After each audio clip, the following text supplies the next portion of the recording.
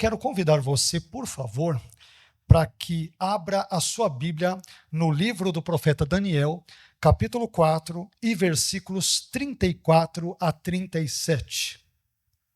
Daniel, capítulo 4, versículos 34 a 37. Hoje o tema da nossa reflexão será um tema um tanto quanto inusitado, mas creio que vocês o perceberão à medida em que lermos esse texto e também o expormos. E o tema da nossa mensagem será Aprendendo Teologia com Nabucodonosor. Vê se pode uma coisa dessas, né? Aprendendo Teologia com Nabucodonosor. Você que pensava que poderia aprender teologia apenas com Paulo, apenas com Pedro, apenas com Tiago, apenas com João, lendo ali o Evangelho de João, as epístolas joaninas, o Apocalipse e assim por diante. Pois bem, hoje Deus vai nos ensinar que eu e você podemos aprender teologia, e boa teologia, aliás, com ninguém mais, ninguém menos, pasmemos, do que Nabucodonosor. Vamos ver se isso é verdade? Daniel capítulo 4, versículos 34 a 37 diz o seguinte: Ao fim daquele período, eu, Nabucodonosor, levantei os meus olhos ao céu e percebi que o meu entendimento tinha voltado. Então louvei ao Altíssimo, honrei e glorifiquei aquele que vive para sempre. O seu domínio é um domínio eterno, o seu reino dura de geração a geração. Todos os povos da terra são como nada diante dele. Ele age como lhe agrada com os exércitos dos céus e com os habitantes da terra. Ninguém é capaz de resistir à sua mão, nem de lhe dizer: o que fizeste? Naquele momento, voltou-me o entendimento e eu recuperei a honra, a majestade e a glória do meu reino. Os meus conselheiros e os nobres vieram me procurar. O meu trono me foi restaurado e a minha grandeza veio a ser ainda maior. Agora eu, Nabucodonosor, louvo, exalto e glorifico ao Rei dos céus, porque tudo o que ele faz é verdadeiro e os seus caminhos são justos. Ele tem poder para humilhar os que vivem com arrogância. Amém?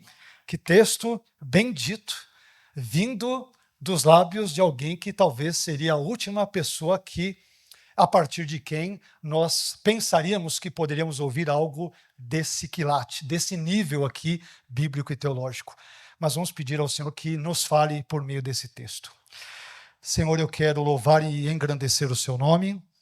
Quero te agradecer por esse texto tão bendito da sua palavra. Aliás, toda a sua palavra é bendita, toda a sua palavra é transformadora, toda a sua palavra é abençoadora, é curadora, é restauradora.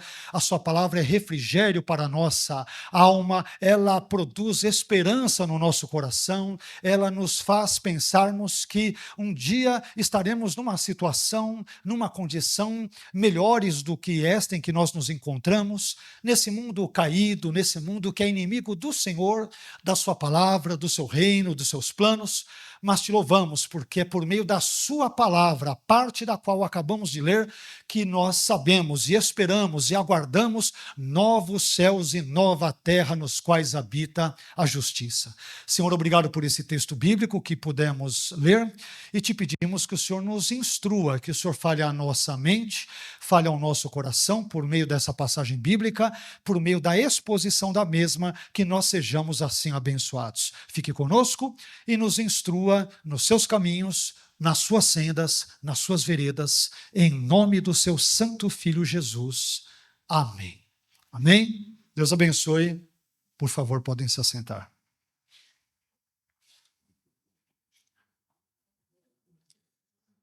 Meus irmãos, esse trecho do livro do profeta Daniel que nós acabamos de ler é interessante porque ele nos apresenta, como nós dissemos já de início, uma narrativa simplesmente incomum, inusitada ou rara, como queira. A passagem bíblica que nós acabamos de ler nos mostra uma espécie de um relato de conversão ou uma espécie de testemunho de conversão de um dos reis mais importantes do Antigo Testamento, que foi Nabucodonosor. Nabucodonosor, apenas para darmos uma brevíssima introdução, ele foi um dos reis da Babilônia que reinou entre 605 a 562 antes de Cristo. Ele foi o rei mais importante do chamado Império Neobabilônico e foi conhecido por suas grandiosas construções na Babilônia, como, por exemplo, a porta ou portão de Ishtar, da deusa babilônica Ishtar, e também os famosos jardins suspensos da Babilônia. E, além disso, Nabucodonosor ele também ficou conhecido por suas diversas campanhas militares, incluindo aqui por exemplo, a conquista de Jerusalém e o exílio dos judeus. Acontece que, nesse pequeno trecho do livro do profeta Daniel, Nabucodonosor, como nós adiantamos já no início da nossa fala, nesse trecho, Nabucodonosor nos dá uma verdadeira aula de teologia. E, mais uma vez, veja só que coisa mais inusitada. Talvez você nunca tenha pensado e nunca tenha, na verdade, passado pela sua cabeça antes, algum dia que fosse, que você pudesse, e eu pudéssemos, aí nós pudéssemos aprender teologia com Nabucodonosor, mas é exatamente isso que nós vamos ver na noite de hoje. E na noite de hoje, mais uma vez, eu gostaria de falar com os irmãos sobre esse tema, aprendendo teologia com Nabucodonosor. E no texto que nós lemos, meus irmãos, Nabucodonosor, através da experiência que ele teve com Deus, por meio da experiência grandiosa que ele teve com Deus, ele nos ensina pelo menos 10 grandes verdades sobre Deus. E é sobre essas 10 verdades que nós buscaremos falar, que nós buscaremos expor na noite de hoje. Indo diretamente para essa primeira verdade, quando eu leio esse texto, eu descubro, em primeiro lugar, que Nabucodonosor nos ensina que Deus cumpre as suas promessas e que, por isso, ele, Deus, deve ser alvo da nossa gratidão. Veja só que coisa interessante. Que ensino importante que vem dos lábios de um rei, até então pagão, mas que tem uma experiência tão profunda, tão verdadeira, tão incrível, tão real com Deus, o Deus de Israel, o Deus dos judeus, o Deus também, por que não dizer, da igreja. E essa experiência ela é tão indelével, ela é tão marcante, ela é tão notória, que faz com que nós aprendamos essa primeira lição grandiosa das bocas, ou da boca, melhor dizendo aqui, de um rei, de quem jamais esperaríamos que tais ensinos pudessem advir. Então, Nabucodonosor nos ensina que Deus cumpre as suas promessas e que, por isso, por essa razão, por essa causa, ele deve ser o alvo da nossa gratidão. Vamos ver o que diz Daniel 4, versículo 34, parte A. Ao fim daquele período, eu, Nabucodonosor, levantei os meus olhos ao céu e percebi que o meu entendimento tinha voltado. E o que ele faz então? Numa primeira parte, então louvei ao Altíssimo. Meus irmãos, para que nós possamos entender melhor o que esse versículo está dizendo, e é simplesmente maravilhoso o que esse versículo está dizendo, mas eu tenho que ambientá-lo para os irmãos para que nós tenhamos uma compreensão mais profunda dele. Mas para que nós possamos entender melhor o que esse versículo está dizendo, o que ele está nos ensinando, o que ele está querendo nos transmitir, nós temos que retroceder até o início do capítulo 4 desse mesmo livro de Daniel. Em Daniel capítulo 4, versículos 4 a 33, nesse trecho todo, nós somos informados que, certa noite, Nabucodonosor teve um sonho, e nesse sonho, Nabucodonosor, viu uma grande árvore que acabou sendo derrubada e cujos galhos também foram cortados. Essa árvore antes frondosa, grandiosa, os animais iam ali se abrigar à sua sombra, os passarinhos faziam ali os seus ninhos e aquela coisa toda, e só que esta árvore ela acaba sendo cortada, acaba sendo derrubada, os seus galhos cortados, enfim, tudo isso acontece. Depois disso, o profeta Daniel foi chamado então pelo rei Nabucodonosor para interpretar esse estranho sonho. E de acordo com a interpretação de Daniel, este sonho significava o seguinte: Nabucodonosor, que representava essa grande árvore, ele seria expulso do meio dos homens, ele passaria a viver no meio dos animais selvagens e passaria até mesmo a comer capim, como se fosse um deles, como se fosse um boi, como se fosse um jumento, como se fosse um animal qualquer. E essa condição animalesca de Nabucodonosor, ela durou, sabem quanto tempo? Ela durou 7 longos anos. Essa situação, também aprendemos, lendo o texto, que ela seria revertida somente depois destes 7 anos, quando então Nabucodonosor admitisse que o Altíssimo domina sobre os reinos dos homens e ele os dá, ele os concede, ele os confere a quem ele, Deus, quiser. Esse é um resumo desse contexto. Portanto, quando o texto bíblico diz em Daniel 4:34, parte A, que nós acabamos de ler, quando ele diz no seu início, ao fim daquele período, esse período se refere a um período de 7 anos, 7 longos anos, durante os quais Nabucodonosor perdeu o seu juízo, ele perdeu as suas faculdades mentais, ele perdeu a sua sanidade mental e, em razão disso, ele passou a viver entre os animais como se fosse um deles, vivendo como uma pessoa louca, como uma pessoa insana, como uma pessoa desprovida ali da sua saúde intelectual e da sua saúde mental. Desse modo, quando Nabucodonosor diz: ao fim daquele período, eu, Nabucodonosor, levantei os meus olhos ao céu e percebi que o meu entendimento tinha voltado.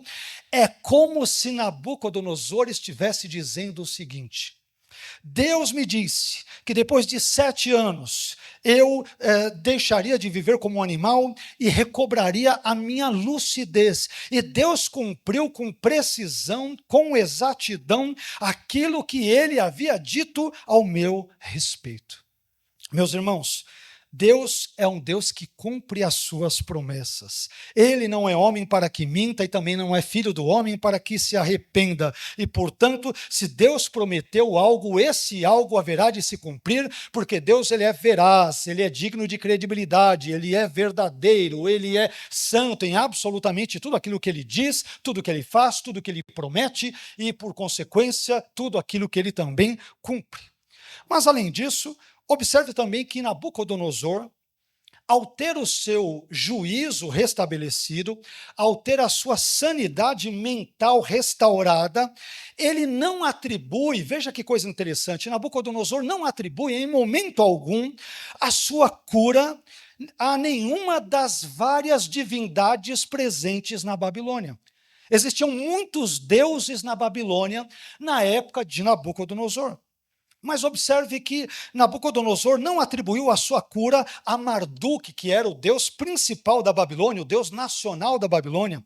Ele também não atribuiu a sua cura a Nabu, que está presente no nome dele, que era o deus da sabedoria, da escrita e da literatura. Ele também não atribui ali a sua cura, por exemplo, a Ishtar, que era a deusa do amor, da fertilidade e da guerra. Ele não atribui a sua cura a Sin, que era o deus da lua. E ele também não atribuiu a sua cura a Shamash, que era o deus do sol e da justiça. O que acontece quando nós lemos esse texto? Em vez disso, Nabucodonosor atribuiu a sua cura ao Deus Altíssimo.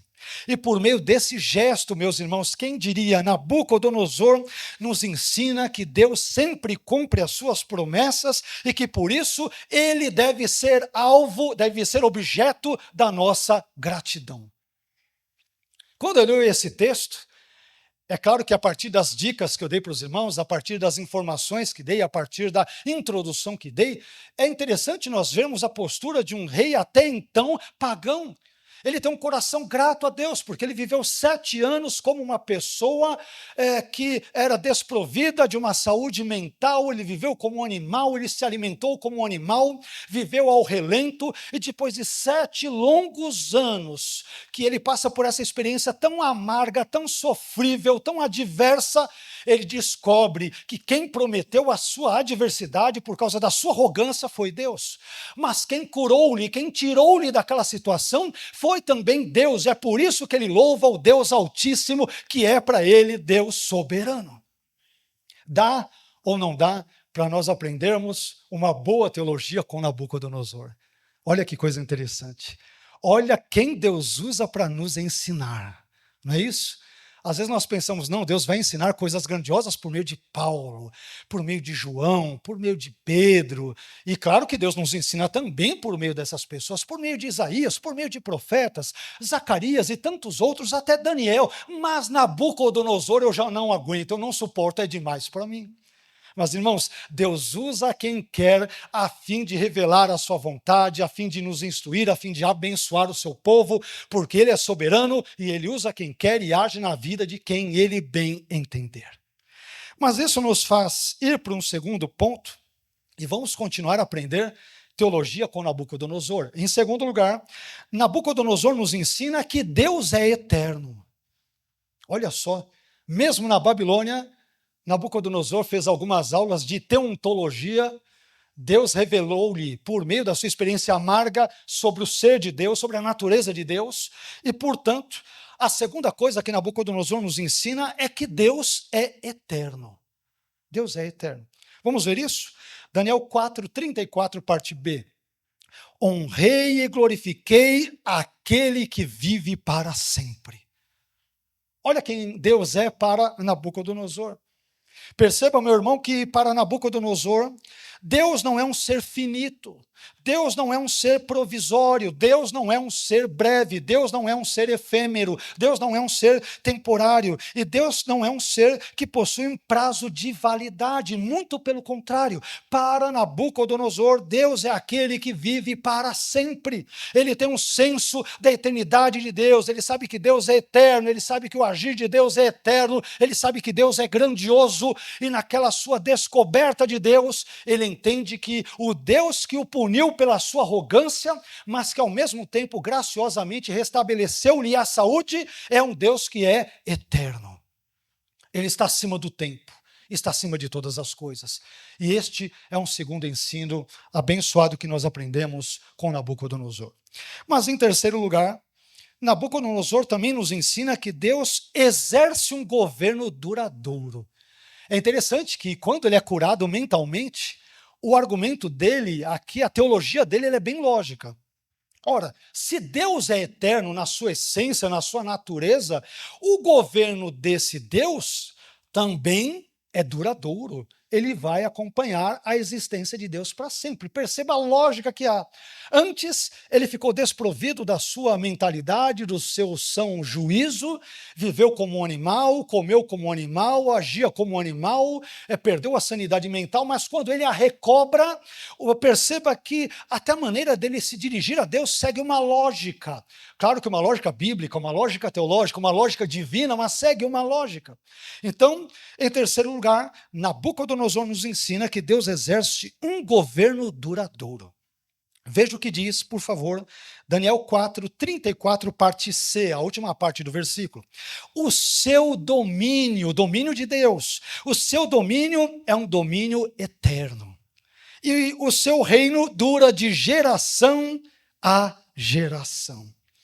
Note, meu irmão, que Nabucodonosor concebe Deus, compreende Deus, entende Deus como sendo um governante. Mas, em vez de ser um mero governante, em vez de ser um simples governante, Deus é um governante cujo governo nunca acabará, nunca passará, nunca terá fim. E você sabe por quê? Porque Deus exerce um governo, conforme Nabucodonosor, que é contínuo, que é duradouro, que é eterno, que é infinito, que é ininterrupto, que é perene, que é perpétuo. Meus irmãos, prestem bem atenção ao que eu vou lhes dizer nessa noite. E eu aprendo isso com Nabucodonosor nesse texto. O mundo não é um navio sem capitão. O mundo e o universo, ele não é uma embarcação sem timoneiro. O mundo, ele não é um trem sem maquinista. E o mundo também não é um avião sem piloto. Deus exerce um governo eterno sobre a sua criação. Ele está no controle do cosmos, do universo, do mundo. E dentro desse mundo, está no controle da minha vida e da sua vida também. E sendo assim, confie no governo de Deus, descanse no governo de Deus e tenha esperança no governo de Deus, porque Ele é poderoso em todos os seus atos, em todo o seu governo, em toda a sua sábia e santa e justa administração desse mundo, que não é dos homens, mas que é de Deus, e que é, em última análise, governado por Ele.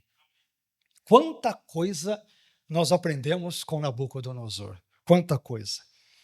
Mas em razão disso tudo, esse Deus que obviamente é eterno, cujo governo é duradouro, esse Deus que promete e cumpre, portanto devemos agradecer-lhe por tudo, isso nos faz irmos para um quarto ponto, uma quarta lição ou quarta verdade, que é a seguinte.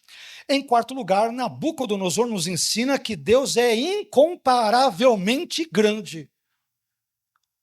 Eu ouvi isso de Ana. Vocês se lembram quando nós meditamos sobre o cântico de Ana?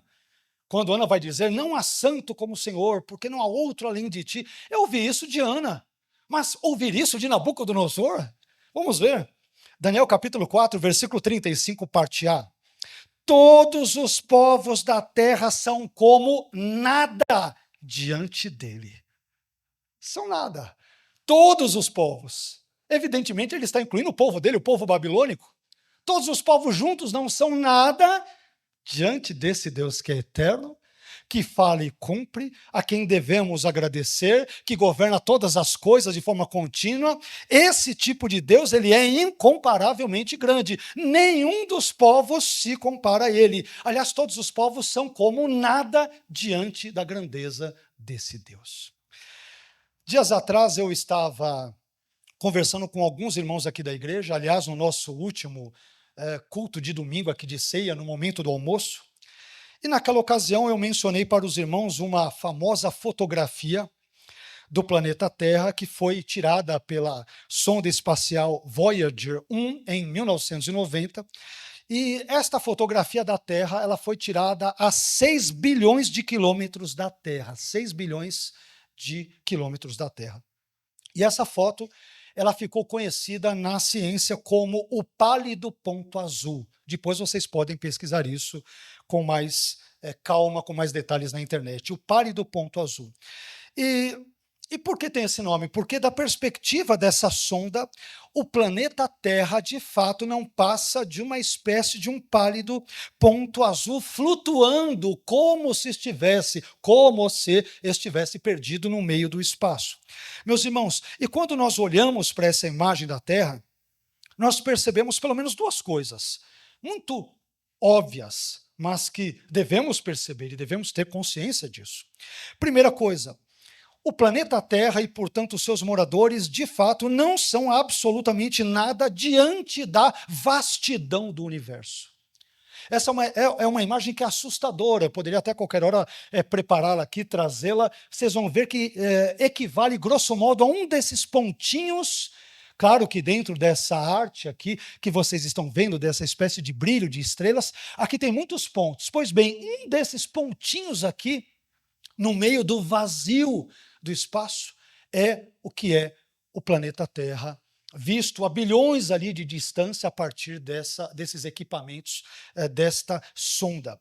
Mas a segunda lição que nós aprendemos é que o Deus que criou esse imenso universo e que colocou esse pálido ponto azul, digamos, que dentro dele, é um Deus que é grandioso, imponente, majestoso e sublime.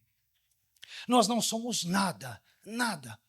É por isso que não há lugar, como já dissemos várias vezes, para arrogância, para prepotência, para presunção, para que alguém, sobretudo um cristão, se ache eventualmente e inconvenientemente, inadequadamente, maior ou melhor ou superior do quem quer que seja. Meus irmãos, nós não somos absolutamente nada dentro de um pontinho no universo que também não é nada, nada.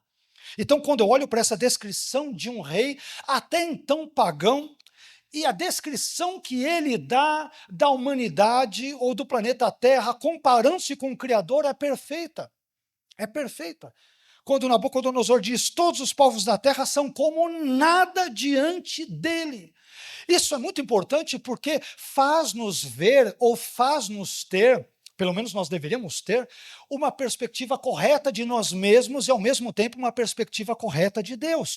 Nós não somos nada, isso não é jargão, não é clichê, não é palavra motivacional, ou, no caso, desmotivacional, por não sermos nada, mas é simplesmente uma fraseologia verdadeira. Eu e você não somos absolutamente nada diante desse Deus que criou todas as coisas com tamanha perfeição, com tamanha precisão, com tamanha exatidão, com tamanha beleza, com tamanhos ajustes. Esse Deus tem que ser um Deus efetivamente grandioso, imenso e todo-poderoso.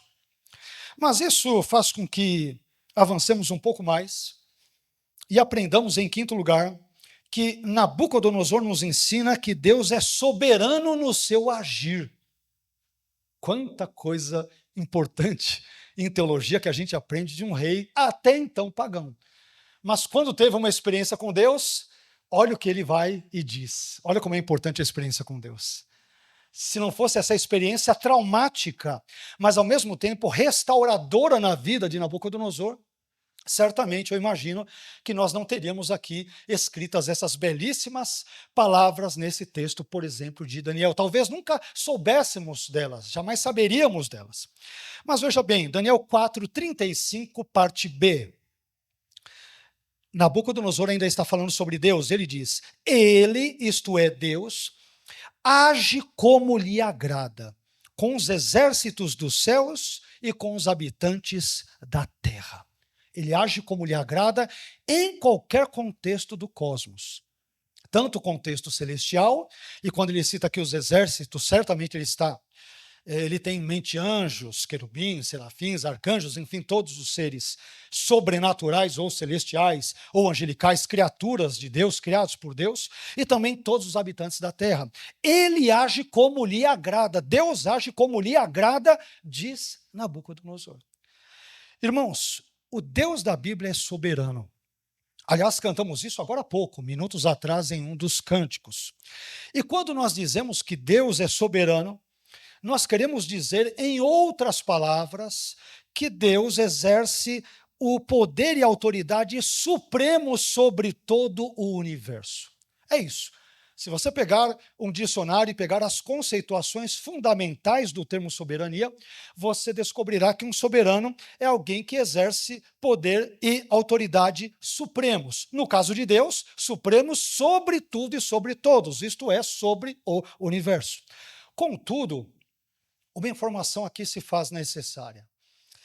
Para ser soberano, Deus não precisa causar ou determinar de forma absoluta, completa, detalhada, exaustiva e meticulosa tudo o que acontece no mundo. Então, tudo que acontece, quando eu digo tudo, é tudo, foi Deus que causou, foi Deus que determinou, foi Deus que quis ativamente que aquilo acontecesse. Porque, caso contrário, se assim acreditássemos, Deus seria inevitavelmente o autor do mal e do pecado. O que seria, obviamente, para nós cristãos, uma verdadeira blasfêmia. Deus, meus irmãos, soberano que é, causa e determina, obviamente, muitas coisas, mas ele também permite que outras tantas coisas, a exemplo do pecado e do mal, aconteçam, sem que para isso ele, Deus, tenha que necessariamente causá-las. Mas se ele é soberano, e é soberano porque a Bíblia assim o diz, e nós aprendemos isso também nesse texto, isto quer dizer que Deus exerce poder e controle supremos e totais, e autoridade total sobre tudo e sobre todas as coisas, o que inclui novamente minha vida e a sua vida. Eu e você, nosso casamento, nossa família, nossos sonhos, nossos planos, nossas aspirações, nós não estamos aí soltos no universo.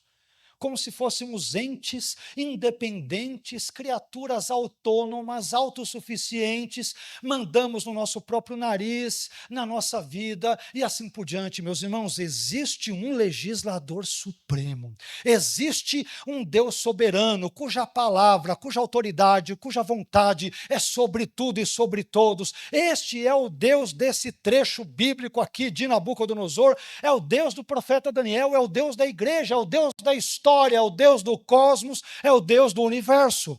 Esse é o Deus que o texto diz que ninguém de fato consegue, na verdade, fugir ao seu agir, porque ele age como lhe agrada, porque ele é verdadeiramente grandioso e soberano. Amém? Mas um sexto ponto, que é muito parecido com esse, é o seguinte: em sexto lugar, Nabucodonosor nos ensina que Deus é todo-poderoso. Claro, se ele é soberano, tem autoridade suprema sobre tudo, sobre todos, poder sobre tudo, sobre todos, esse Deus só pode ser todo-poderoso. Vamos ver isso? Daniel 4, 35, parte C. Ninguém é capaz de resistir à sua mão, nem de lhe dizer o que fizeste. Veja só que coisa interessante. Ninguém é capaz de resistir à sua mão. Mais uma vez, nós temos que ambientar essa situação para os irmãos. Nós já fizemos, mas é importante para que o texto bíblico ele fique o mais claro possível para nós, para o nosso entendimento, e para que nós possamos glorificar a Deus da forma racional, com compreensão. Não é isso? Paulo nos orienta no Novo Testamento que nós devemos prestar a Deus o nosso culto racional. É claro que o elemento racional, ele não exclui o espiritual. O racional não é inimigo do espiritual. Os dois andam juntos, como dois lados de uma mesma moeda. Senão seria como se nós falássemos e perguntássemos qual asa de um pássaro é melhor. Voa melhor a asa esquerda ou a asa direita? As duas.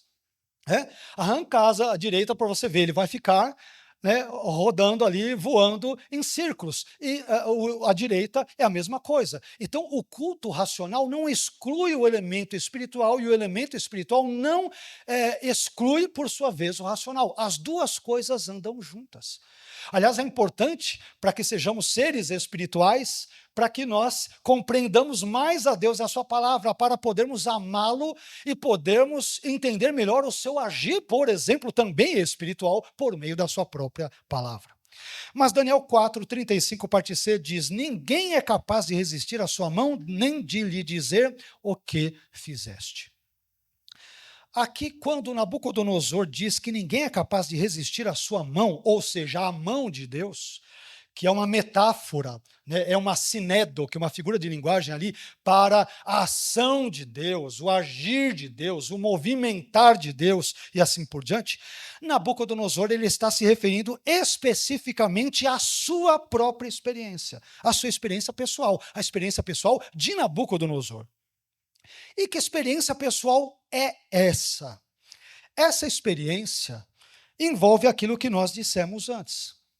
Deus prometeu a Nabucodonosor que ele viveria como um animal durante 7 longos anos e que depois desse período, Nabucodonosor ele teria então a sua saúde mental restaurada, recomposta, restabelecida. Ou seja, ninguém foi capaz de resistir à mão de Deus e ao agir de Deus quando Deus decidiu punir Nabucodonosor, dando-lhe 7 anos, primeiramente, de insanidade mental por causa do seu comportamento arrogante. O próprio Nabucodonosor vai dizer isso. Ele vai entender isso, e nós vamos ainda ver isso com detalhes até o final dessa mensagem. Aliás, no último versículo, nós vamos ver o depoimento do próprio Nabucodonosor, que o fez chegar à condição de ter uma experiência ao mesmo tempo amarga, mas depois da cura, doce, abençoada e abençoadora com Deus. Mas aqui, cabe fazermos um esclarecimento importante. Quando Nabucodonosor diz que ninguém é capaz de resistir à sua mão, ou seja, à mão de Deus, ao agir de Deus, isto não significa que os seres humanos não possam resistir à graça de Deus. Já que ninguém nunca pode dizer não a Deus, como que ficam aqueles diversos textos bíblicos, Atos 7,51, por exemplo, quando é dito, vós sempre resistis ao Espírito Santo, os líderes, fariseus e outros judeus sempre resistiram a Jesus, à mensagem do Evangelho, ao Espírito Santo e assim por diante. Então, como que nós entendemos isso? Se o texto bíblico aqui diz que ninguém é capaz de resistir à sua mão, como nós podemos equalizar esta situação diante de inúmeros textos bíblicos que mostram pecadores contumazes, impenitentes, teimosos, resistindo ao agir de Deus, por exemplo, na conversão. Como que nós podemos entender isso? Então, quando nós lemos esse texto, isso significa o seguinte: os seres humanos, eles só podem resistir à graça de Deus porque Deus, em sua soberania, não é o homem quem decide isso, é Deus que decide, é o Deus soberano que decide.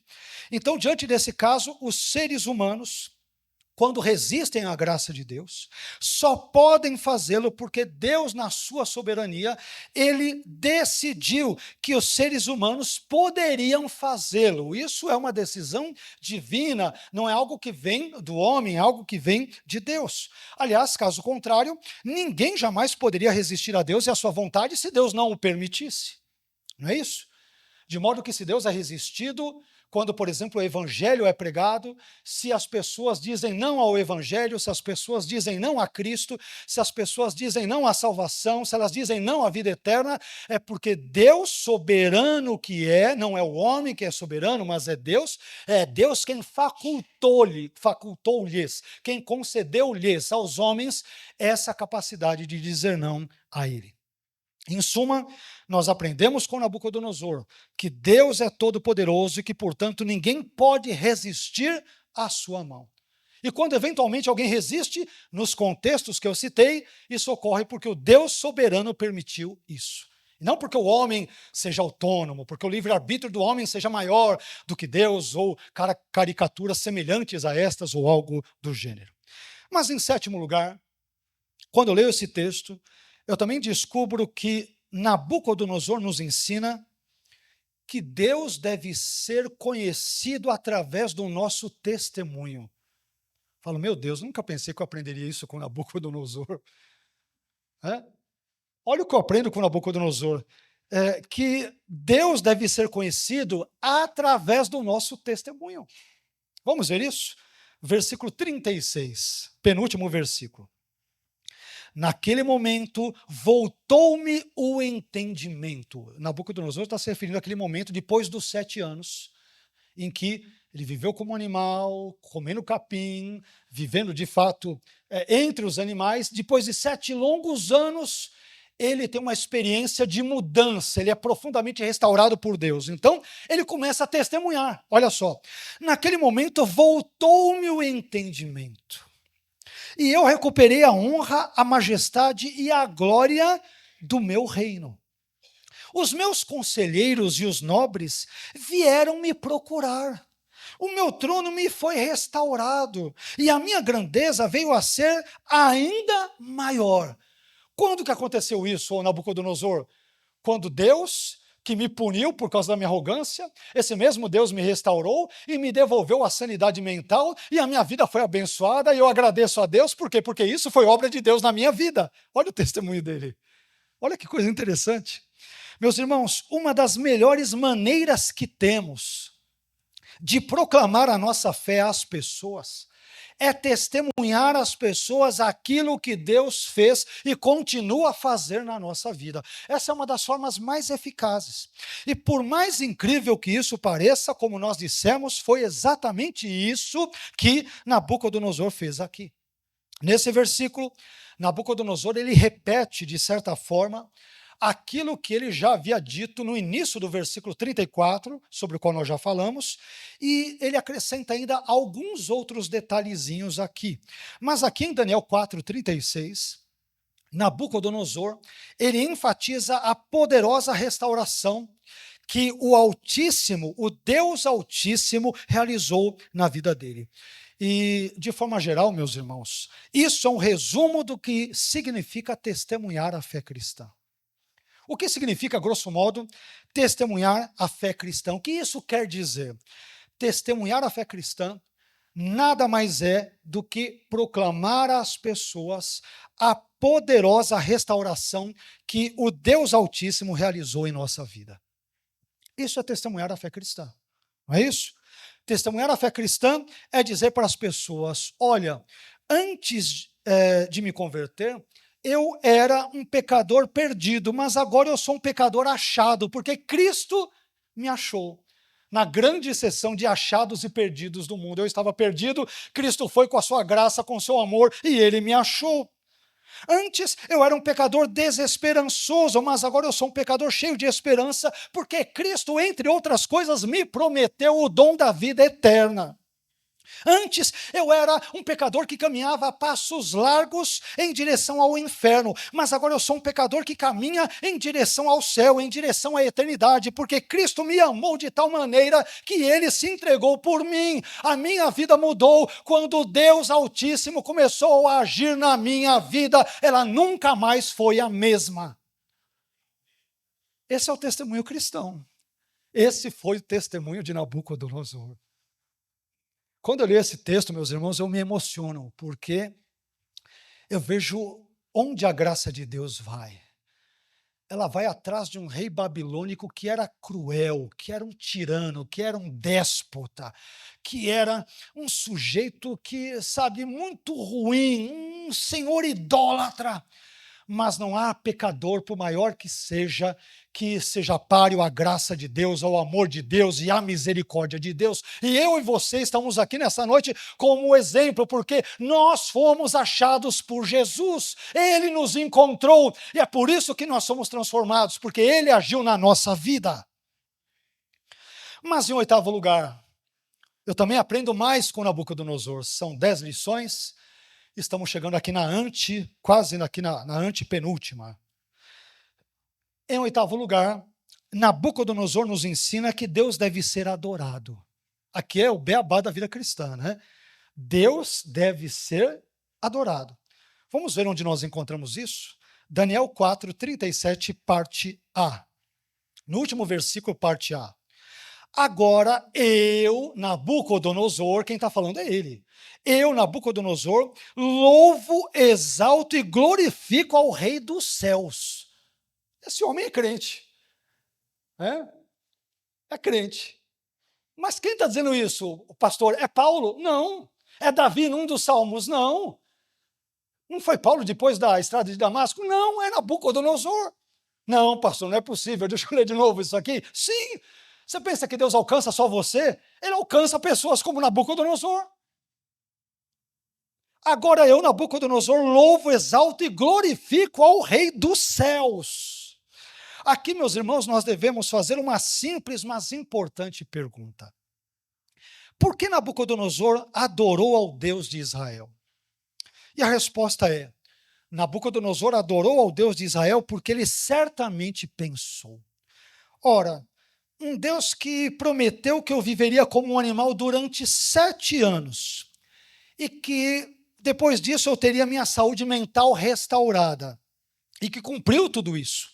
Esse Deus só pode ser o Deus verdadeiro. E sendo o Deus verdadeiro, então esse Deus que é o Deus de Israel e que a partir de então passa a ser o meu Deus, esse Deus deve ser adorado. Porque um Deus falso não ordena as coisas e elas acontecem. O Deus de Daniel disse que eu ficaria 7 anos agindo como um louco, como um animal. Isso aconteceu. Ele disse que eu comeria capim, 7 anos comendo capim. Ele disse depois que eu seria restaurado, eu fui restaurado. Um Deus que faz assim, que pune pessoas arrogantes como eu, é um Deus digno de ser adorado. Esse Deus é maior do que Marduk, é maior do que Nabu, é maior do que Sina, é maior do que Ishtar, ele é maior do que outros deuses. Esse é o Deus Todo-Poderoso, é o Deus de Israel. Olha que testemunho maravilhoso que nós encontramos nesse texto. Isso nos faz avançar um pouquinho mais adiante e, em penúltimo lugar, nos faz compreender outro ensino nesse texto bíblico por meio de Nabucodonosor, que é o seguinte. Em nono lugar, Nabucodonosor nos ensina que Deus age de forma verdadeira e justa. Deus age segundo o Nabucodonosor convertido, é importante dizer. Deus age de forma verdadeira e justa. Veja o que diz o versículo 37, parte B, quase no final da nossa passagem bíblica. Porque tudo que ele faz, esse ele é Deus, porque tudo que ele, Deus, faz é verdadeiro e os seus caminhos são justos. Você tem até uma teologia moral por parte de Nabucodonosor, até teologia moral, uma teologia ética. Ele ensina. A experiência que ele teve com Deus foi tamanha que até teologia moral ele ensina. Ele diz, não, o que Deus faz é verdadeiro e os caminhos desse Deus que eu conheci, que se revelou a mim, são verdadeiros, são justos. Tudo que ele faz é verdadeiro e justo. E aqui, meus irmãos, esse trecho de Daniel nos mostra mais uma vez como Nabucodonosor compreende as ações de Deus, depois da experiência que ele teve com Deus. E segundo a avaliação do próprio Nabucodonosor, na primeira pessoa, ele diz, eu tive essa experiência. Tudo o que Deus faz é verdadeiro e, além disso, os caminhos de Deus são justos. Isso é muito importante. Por quê? Isso quer dizer que Deus não age de forma arbitrária. Deus não age de forma parcial ou de forma injusta. Portanto, quando Deus pune alguém, a exemplo do que ele fez com Nabucodonosor, tornando-o mentalmente insano durante 7 anos, ele faz isso de forma justa. Perceba que Nabucodonosor não atribui injustiça em momento algum ao castigo que Deus lhe impôs durante 7 anos. Ele não diz, eu vou te pegar, você vai ver Estar, Marduk, o Deus principal da Babilônia, quem eu adoro, vai pegar o senhor na curva e o senhor vai ver. Ele diz, não, o Deus que me puniu, o Deus que me deixou 7 anos agindo como um louco, como um animal, ele é justo nos seus caminhos. Irmãos, isso é de uma honestidade, é de uma sinceridade. Porque, convenhamos, vamos ser sinceros, quando às vezes nós passamos por momentos ruins na vida, e no caso da experiência sofrível de Nabucodonosor, nesse caso foram 7 anos, qual é a nossa tendência? Qual é? Deus não olha para mim, se esqueceu de mim, ele é injusto, porque eu e não o outro, porque eu fiquei doente e não o outro, porque eu perdi emprego e não o outro, porque foi com meu marido e não com o outro, porque com meu filho e não com o outro. A gente acha que nós não merecemos nada e que Deus é mais ou menos, ou pode ser algo arbitrário na maneira dele agir, Deus está equivocado, Deus, ele errou a mão e tal. Não, Nabucodonosor ele fala, não, eu fiquei 7 anos que eu passei por um perrengue terrível, mas quer saber de uma coisa? Os caminhos de Deus são justos. Eu merecia. Eu fui punido porque merecia, não é porque era bonzinho, não é porque era santo, não. Eu fui um rei arrogante e é por isso que ele justamente me puniu. Esse homem tem um senso do certo e do errado quando ele tem um encontro com Deus, que isso muda totalmente a vida dele. Isso muda totalmente a vida dele. Meus irmãos, Deus sempre age de forma correta. Deus sempre age de forma justa. Deus sempre age de forma santa e perfeita. E esse tipo de pensamento, ele deve estar, pelo menos deveria estar, sempre presente, sempre muito claro na mente de todo cristão. Mas por que Deus permitiu isso? Mas por que Deus agiu daquele jeito? Mas por que aconteceu aquilo comigo? Mas por que aquilo outro? Nós não podemos, obviamente, evidentemente, dar respostas a todas essas intricadas questões, obscuras questões complicadas e complexas da vida. É claro, nós não temos respostas para todas as perguntas. Talvez tenhamos mais perguntas do que respostas. Mas a resposta da fé é essa. Deus é justo, Ele é santo, Ele é perfeito nos seus caminhos, Ele sabe o que faz. E essa resposta veio de quem? De Nabucodonosor. De Nabucodonosor. Depois que ele teve uma experiência real com Deus. Todos nós precisamos ter uma experiência real com Deus. Amém? E quando eu digo uma experiência real, meus irmãos, não é necessariamente ter visões, ter sonhos. É claro que tudo aquilo que Deus quiser nos conceder, soberano que é bem-vindo. É bem-vindo, Deus sabe o que faz. Mas eu digo, é ter uma experiência de mudança mesmo, nossa, no interior. Nós precisamos ter uma experiência como a que este homem teve. Porque a vida dele muda, a maneira dele enxergar a Deus muda, a maneira como ele enxerga o seu entorno muda, o certo e errado, tudo muda na vida desse homem quando ele tem uma experiência real, mas verdadeira, bíblica e impactante com o Deus verdadeiro, o Deus de Israel, que passa a ser, então, a partir desse testemunho pessoal, o Deus do próprio Nabucodonosor. Mas isso nos leva a um 10º e último ponto, que é o seguinte. Em 10º e último lugar, Nabucodonosor nos ensina que Deus pode humilhar os arrogantes. E ele fala por experiência própria. Deus pode humilhar os arrogantes. Vamos ver isso? Daniel 4:37, parte C, o finalzinho do trecho e do capítulo também do 4 de Daniel. Olha o que ele diz no final. Ele, ou seja, Deus, tem poder para humilhar os que vivem com arrogância. Por que ele diz isso? Porque foi o que aconteceu na vida dele. Ele fala por experiência própria. Não é do que ele ouviu falar dos outros, é porque aconteceu isso com ele, com a vida dele. Aqui, meus irmãos, no final dessa passagem bíblica, Nabucodonosor, percebamos, admite que havia sido arrogante diante de Deus. A gente descobre isso lendo depois do capítulo 4 como um todo, a metáfora envolvendo a árvore, que era grandiosa e que se achava tal, que aponta metaforicamente para a grandeza dele e para a arrogância dele, ele se achava o tal. Está tudo explicadinho na continuidade do capítulo. Mas aqui Nabucodonosor, ele admite que havia sido arrogante diante de Deus e que por essa razão Deus o humilhou, fazendo-o viver como se fosse um mero animal, como já dissemos repetidas vezes nessa noite durante 7 anos. E essa humilhação que Deus impôs ao até então arrogante Nabucodonosor nos faz lembrar de alguns textos bíblicos, como por exemplo Provérbios 16:18, que diz que a soberba precede a ruína e a altivez do espírito precede a queda. Infelizmente, existem pessoas arrogantes, orgulhosas e soberbas que só aprenderão a ser humildes depois de experimentarem quedas, ruínas e reveses na sua vida.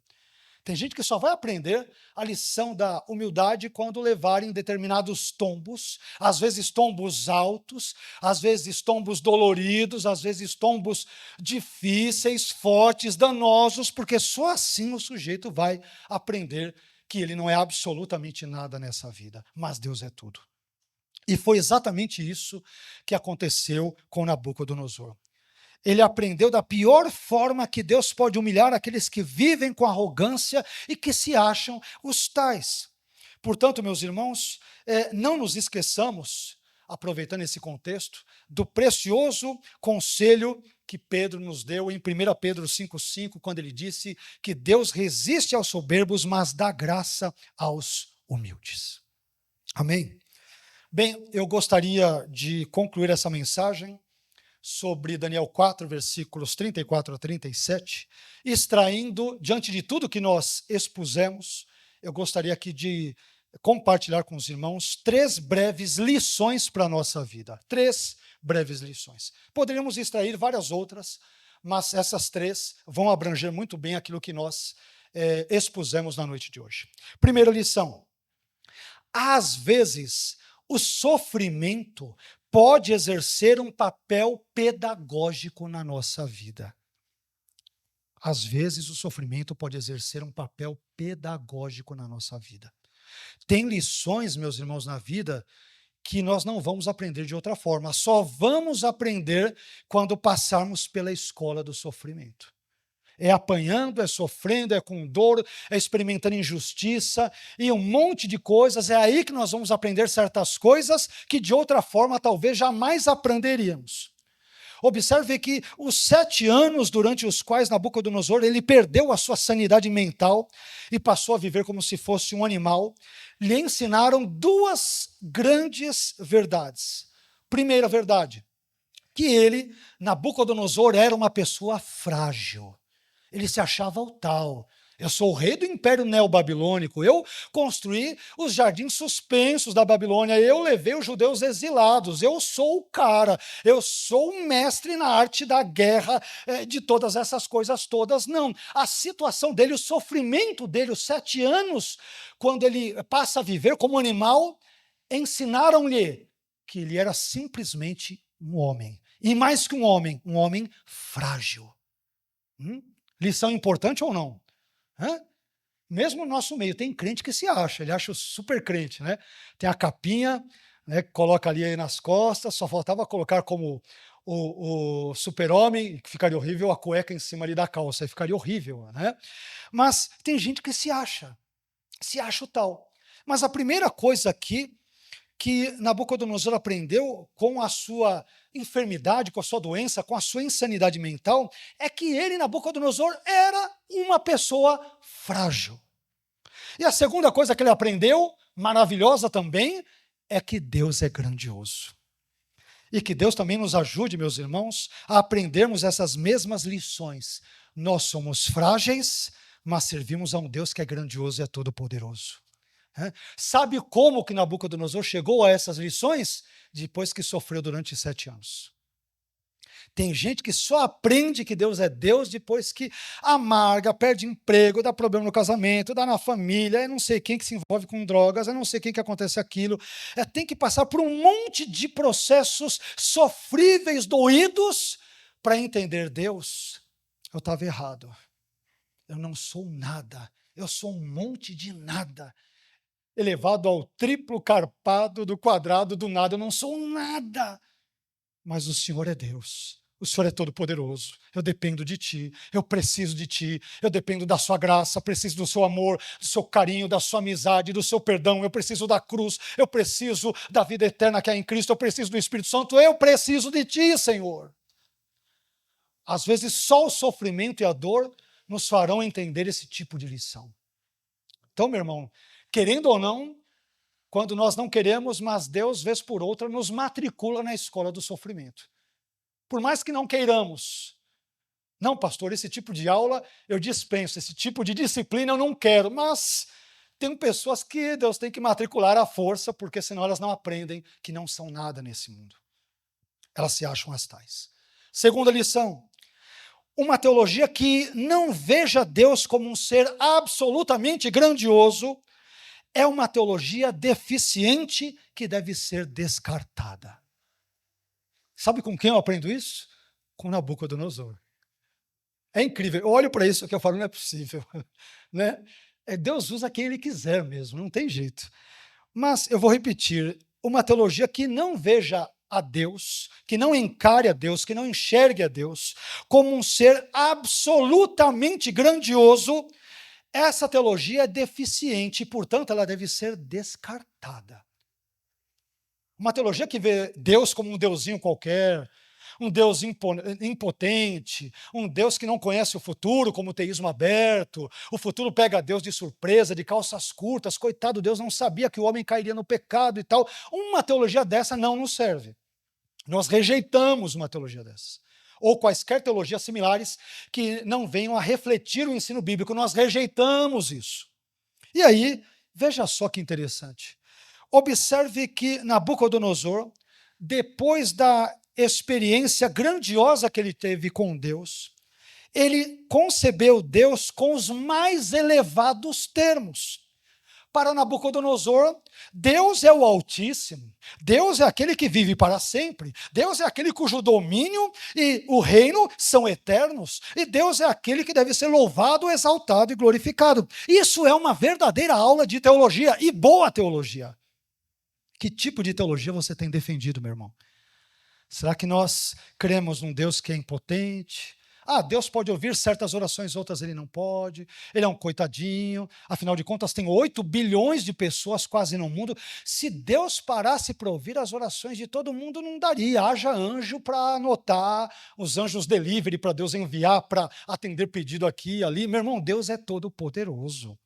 Se os cerca de 8 bilhões de pessoas existentes no mundo fossem todos crentes, o que não são, e se todos resolvessem, se todos decidissem orar a Deus ao mesmo tempo, Deus ouviria cerca de 8 bilhões de orações ao mesmo tempo e não se confundiria com nenhuma delas, porque Ele é todo conhecedor, Ele é todo poderoso, não é um deusinho de nada, é um Deus todo poderoso. Por fim, terceira e última lição, que nós citamos brevemente na nossa mensagem, mas eu quero realçar esse ponto. Terceira e última lição. Não existe pecador, por pior que seja, que não possa ser alcançado pela graça de Deus. Amém? Eu vou repetir porque eu quero que esse ponto entre no seu coração. Não existe pecador, por pior que seja, que não possa ser alcançado por Deus, por sua graça, por seu amor, por sua misericórdia, por sua bondade e assim por diante. Ora, se Deus alcançou até mesmo o tirânico e arrogante rei Nabucodonosor, possibilitando assim que ele nos desse esse maravilhoso testemunho ou relato da sua própria conversão, então, meu irmão, não existe pecador, por pior que seja, que não possa igualmente ser alcançado pela graça de Deus, pelo amor de Deus e pela misericórdia de Deus. Aliás, nós somos exemplos vivos disso, nós somos provas vivas disso. Se hoje você e eu estamos aqui nessa noite, é porque o Deus que alcançou Nabucodonosor também nos alcançou um dia. E a esse Deus sejam a honra, a glória e o louvor para todos sempre. Amém. Amém? Vamos ficar em pé?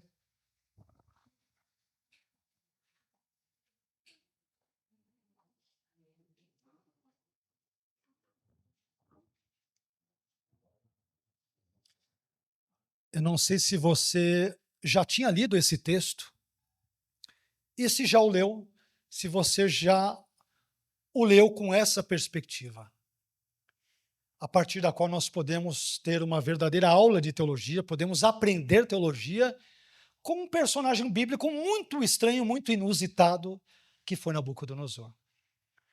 Sempre que olhamos para Nabucodonosor, nós o vemos negativamente, não é isso? Porque a Bíblia o retrata assim de fato e corretamente, nos momentos em que ele, obviamente, age como um ímpio. Mas, às vezes, nós não nos atemos, nós não prestamos atenção ao testemunho que o próprio Nabucodonosor dá em primeira mão daquilo que Deus fez na vida dele. Meus irmãos, isso de fato prova que o Deus a quem ele passa a servir a partir dessa experiência é um Deus simplesmente grandioso, incomparável, singular, inigualável, único. Mas observe que Nabucodonosor só chegou a essa situação toda, essa compreensão teológica toda, essa lucidez teológica, depois de 7 anos de grande sofrimento. Existem pessoas que, infelizmente, isso não é o desejável, não é o ideal, não é o que nós queremos, mas, infelizmente, existem pessoas que somente a partir do sofrimento pessoal é que elas conseguem se aproximar de Deus. Não é assim? Talvez nós sejamos algumas dessas pessoas que, quando passamos por experiências amargas na vida, isso nos torna mais suscetíveis, mais flexíveis, mais maleáveis a Deus e à voz do seu Espírito Santo. Não é isso? Eu disse para vocês em outros momentos que a única vez que eu vejo Paulo, o apóstolo Paulo, orar 3 vezes, não é que ele não orasse antes assim, não é isso que eu estou dizendo, mas é quando ele tem um espinho na carne. Jonas, quando ele entra no navio para ir para Tarsis, a direção contrária àquela que Deus decidira, ele entra no navio e faz o quê? Dorme. Sabe quando Jonas ora? Ele só ora quando ele vai parar no interior do grande peixe. Experimenta se deparar com um peixe e parar no estômago dele para ver se você não vai orar como nunca orou antes na sua vida. Sabe por que Nabucodonosor tem esse testemunho grandioso de Deus? Porque ele passa por 7 doloridos e sofríveis anos amargos de doença. Talvez estejamos com alguns irmãos passando por problemas de enfermidade.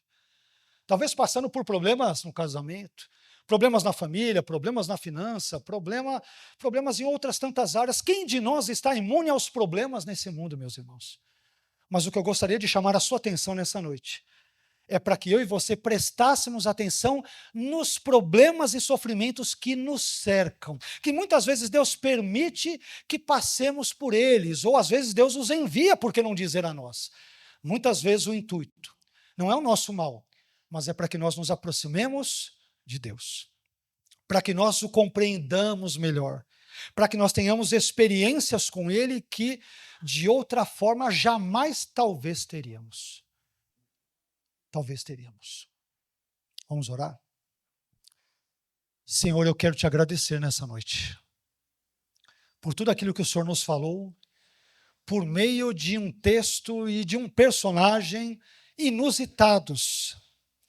Senhor, sempre enxergamos Nabucodonosor como um rei tirânico, um déspota, uma pessoa arrogante, e o próprio Nabucodonosor admitiu que ele foi assim. Até que um dia o Senhor lhe deu um sonho, e nesse sonho ele viu aquela árvore frondosa, onde os pássaros ali vinham se aninhar, os animais vinham ali se refugiar do calor, à sombra dessa grande árvore, que representava ele, a grandeza do seu reino. Mas, Senhor, isso subiu-lhe ao coração, e ele se tornou um homem profundamente arrogante.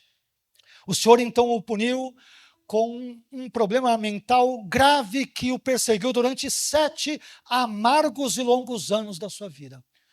Até que depois desses anos todos, o Senhor gracioso que é, lhe deu um bálsamo, o Senhor o restaurou a saúde, o Senhor devolveu-lhe a sanidade mental. E depois disso, Senhor, o que Ele diz sobre ti é grandioso. Ele diz que louvou ao Altíssimo. Ele disse que o Senhor é aquele que vive para sempre. Ele disse que o seu domínio é um domínio eterno e que o seu governo estende-se de geração a geração.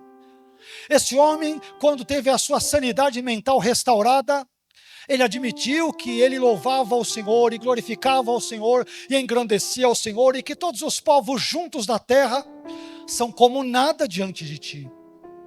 Ele reconheceu a sua grandeza, a sua majestade, a sua magnitude. Ele viu o Senhor como um ser superlativo, grandioso, todo-poderoso, eterno. Ajude-nos a enxergarmos a ti desta forma também, Senhor. Mas ajude-nos para que façamos isto não dependentes de um sofrimento, dependentes de um castigo, dependentes de uma situação difícil que eventualmente possa nos acometer, mas ajude-nos a entendê-lo assim, porque a sua palavra assim nos ensina. Ajude-nos a vivermos isso, a experimentarmos esse Deus grandioso que tu és, também a partir desse testemunho pessoal do próprio Nabucodonosor. Nós te agradecemos, Senhor, porque não somos melhores do que ele. E se o Senhor alcançou pessoas como Nabucodonosor, Senhor, não existe pecador, por mais cruel que seja, por mais impenitente que seja, por mais teimoso que seja em teimar em viver no seu pecado, que não possa ser alcançado pela sua graça, por seu amor, por sua bondade, por sua misericórdia, por sua salvação. Nós te agradecemos, Senhor, por tudo aquilo que o Senhor fez em nossas vidas. É um privilégio poder te servir. Tu és o Deus Altíssimo. Nós nos unimos nesse momento a Nabucodonosor, nesse trecho da sua fala, quando ele diz que louva, engrandece e adora ao Senhor. E é isso que nós estamos fazendo aqui também nessa noite. Perdoe os nossos pecados, Senhor. Ajude-nos sempre a buscá-lo, não dependentes da pedagogia da dor ou da pedagogia do sofrimento. Ajude-nos a te buscar, a te amar, a te compreender, porque essa é a tarefa que deve ser almejada por todo e qualquer verdadeiro cristão. Ajude-nos a te servir da melhor maneira possível.